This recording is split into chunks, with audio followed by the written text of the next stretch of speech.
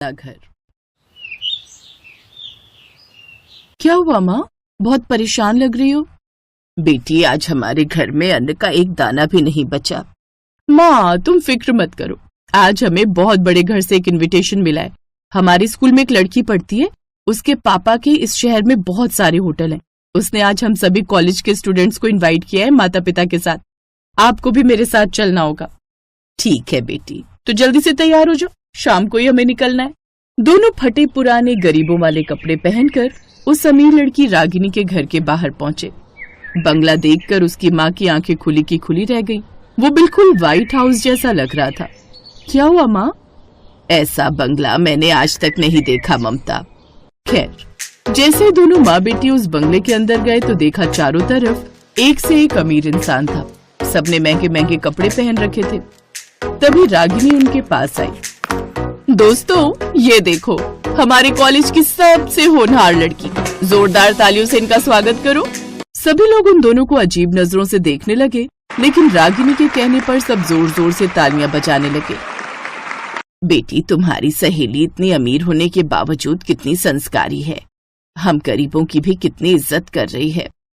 खैर, थोड़ी देर बाद खाना शुरू हुआ। सभी लोग खाने की लग्जरी टेबल्स पर बैठ गए और वेटर उन्हें खाना सर्व करने लगे। ममता भी अपनी माँ को लेकर एक टेबल पर बैठ गई। तभी रागिनी और उसकी माँ उसके पास आई।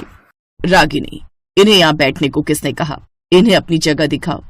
अब हाँ माँ, आप फिक्र मत करो, मैं देखती हूँ। ममता, आंटी, आप लोग यहाँ कहाँ बैठ गई अमीर लोगों के बीच? आप लोग यहाँ नीचे जमीन पर बैठ जाइए, आप लोगों की जगह यही है।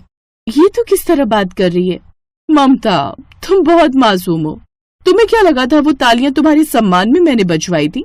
तालियां तो मैंने इसलिए बजवाई थी ताकि तुम लोगों को अपनी औकात का पता चल सके। इन अमीर लोगों को भी तो पता चले कि कोई गरीब आया है इस पार्टी में। तुम लोगों के लिए मैं इतनी महंगी महंगी प्लेटें बर्बाद नहीं कर सकती। मेरा बंगला करोड़ों का है, यहाँ की फर्श भी बहुत कीमती है। रागिनी की बातें सुनकर ममता को बहुत गुस्सा आया। उसने अपनी माँ का हाथ पकड़ा और उठ खड़ी हुई। तुझे अपने करोड़ों के बंगले पर बहुत घमंड है ना? मैं इन सब के सामने तुझसे वादा करती हूँ कि ये बंगला एक दिन मैं खरीद लूंगी। दोस्तों, मम्मी डैडी देख रहे हो ये भिखारन क्या कह रही है? कपड़े खरीदने की औकात नहीं है और बोलती है ये बंगला खरीदेगी। चलो माँ, बहुत हो गई बेइज्जती। ममता अपनी माँ को लेकर घर वापस आ गई। बेटी, बाकी सब तो ठीक था, लेकिन तुझे इतनी बड़ी बात इतने सारे लोगों के सामने नहीं कहनी थी। हम तो साल का 50,000 भी नहीं कमा पाते। मैंने जोश जोश में आकर कह दिया था, लेकिन फिर भी मैं आपसे वादा करती हूँ कि उसका वो बंगला तो मैं खरीद कर ही रहूंगी। अगले दिन ही ममता अपनी सारी डिग्री लेकर किसी कंपनी में इंटरव्यू देने चली गई। मैनेजर ने उसकी डिग्री देखी, फिर ममता को ऊपर से नीचे देखा और कहा, देखिए, आपकी डिग्री तो ठीक है, लेकिन आपकी ड्रेस हमारी कंपनी की पॉलिसी के खिलाफ है। इंसान के कपड़े देखकर उसकी मानसिकता का भी पता लगता है। गरीबी मानसिकता हमारी कंपनी के लिए खतरनाक है। लेकिन ममता ने फिर भी हार नहीं मानी। वो लगातार कई दिनों तक अलग अलग कंपनियों में इंटरव्यू देती रही, लेकिन उसे कहीं पर भी नौकरी नहीं मिली। जब काफी दिनों तक उसे कोई काम नहीं मिला तो वो अचानक किसी रेस्टोरेंट में पहुंच गई। उसका मालिक बहुत बुजुर्ग था। बेटी, मेरे यहाँ सारा स्टाफ फुल है, मैं तुम्हें बर्तन धोने का काम दे सकता हूँ। ठीक है बाबा, मैं ये काम करने को भी तैयार हूँ। तो अब ममता उस होटल में बर्तन धोने का काम करने लगी।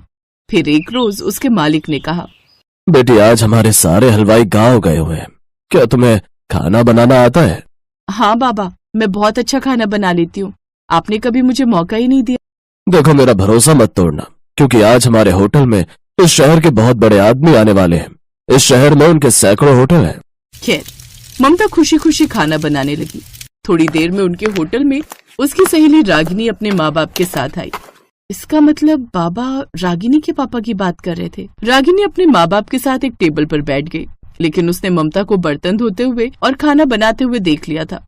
थोड़ी देर बाद ममता उन सबको खाना सर्व करने लगी। तू तो मेरा बंगला खरीदने वाली थी ना, और यहाँ पर बर्तन धो रही है, खाना बना रही है और हमारे लिए खाना सर्व कर रही है। बेटी, इन गरीबों के मुंह नहीं लगते, चुपचाप खाना खाओ। बेचारी ममता उस वक्त कुछ नहीं बोल पाई। अब वो दिन रात मेहनत करती जा रही थी। अब वो उस होटल में खाना भी बनाती थी, बर्तन भी धोती थी, इसलिए वो अच्छा खासा कमाने भी लगी थी। फिर एक रात उसकी माँ ने कहा, बेटी, अब हमें खाने पीने की कोई समस्या नहीं है। लेकिन तूने जो इतनी बड़ी बात बोली थी ना कि उसका बंगला खरीद लेगी, ये तो कहीं से भी संभव नहीं लगता। लोग तुझे हारा हुआ ही समझेंगे।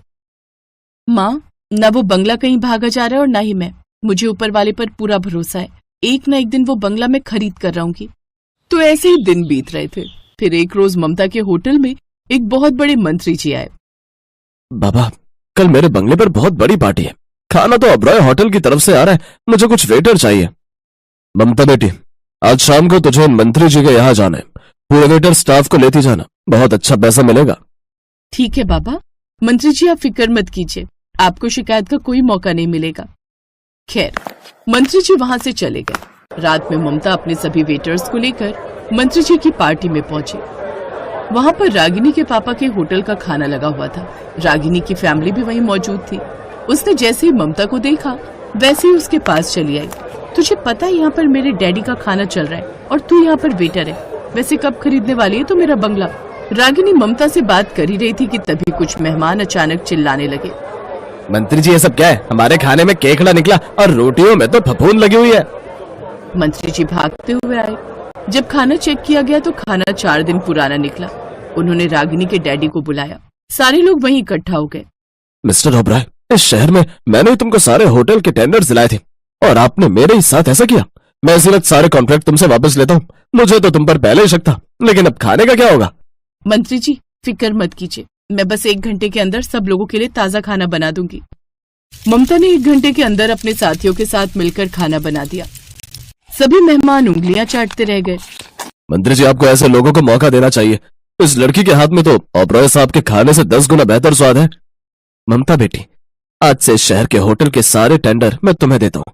मैं 10 करोड़ इन्वेस्ट भी करूंगा। तो इस तरह ममता कुछ ही महीनों में करोड़पति बन गई। उधर रागिनी का परिवार सड़क पर आ गया। उसके बंगले की बोली लगी और सबसे बड़ी बोली ममता ने लगाई। रागिनी ने खुद अपने हाथों से ममता को चाबी दी। मैंने कहा था ना रागिनी कि मैं ये बंगला तुझसे खरीद कर ही रहूंगी। आज के बाद किसी को भी छोटा समझने की कोशिश मत करना। और वैसे अंकल, मुझे छोटे लोगों से बात नहीं करनी चाहिए ना, इसलिए मैं अब आपकी बेटी से कभी बात नहीं करूंगी। चलती हूँ, गुड बाय। उस दिन के बाद ममता अपनी माँ के साथ उसी करोड़ों के बंगले में खुशी खुशी रहने लगी।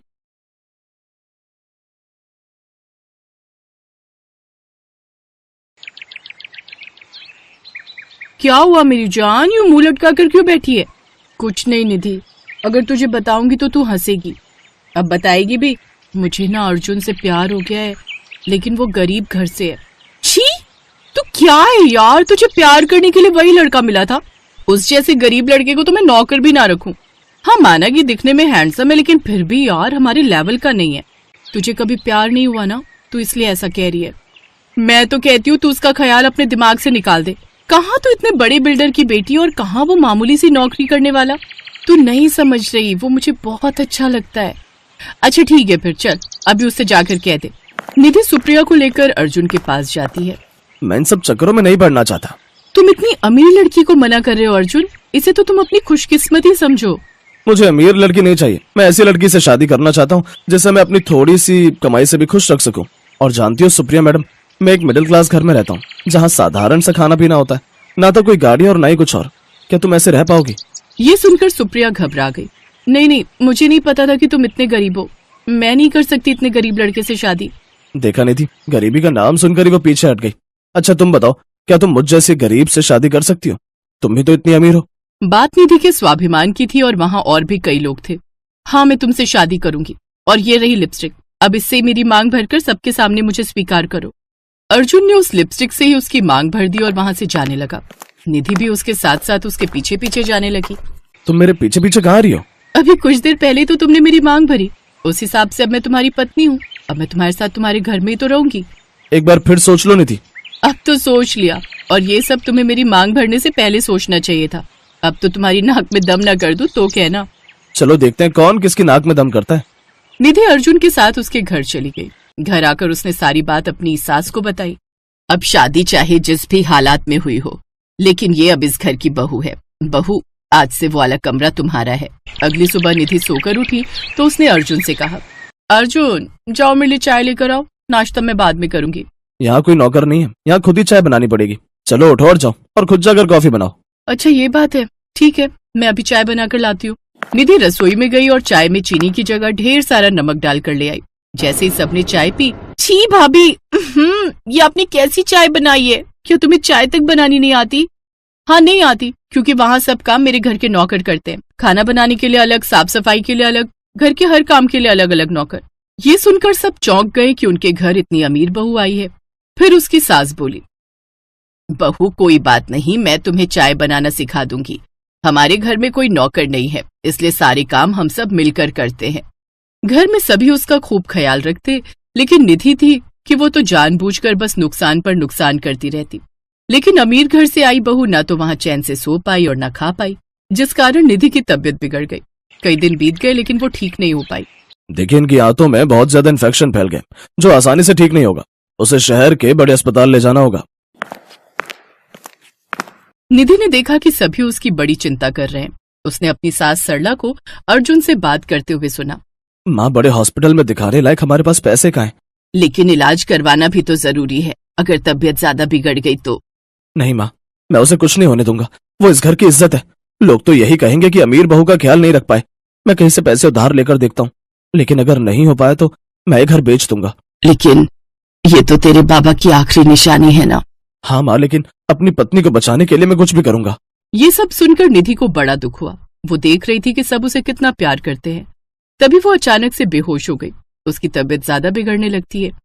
अर्जुन जल्दी से उसे अस्पताल ले जाता है। वो अपना घर बेच देता है और उसका इलाज करवाता है। निधि का इलाज होता है और वो कुछ दिन बाद पूरी तरह ठीक हो जाती है।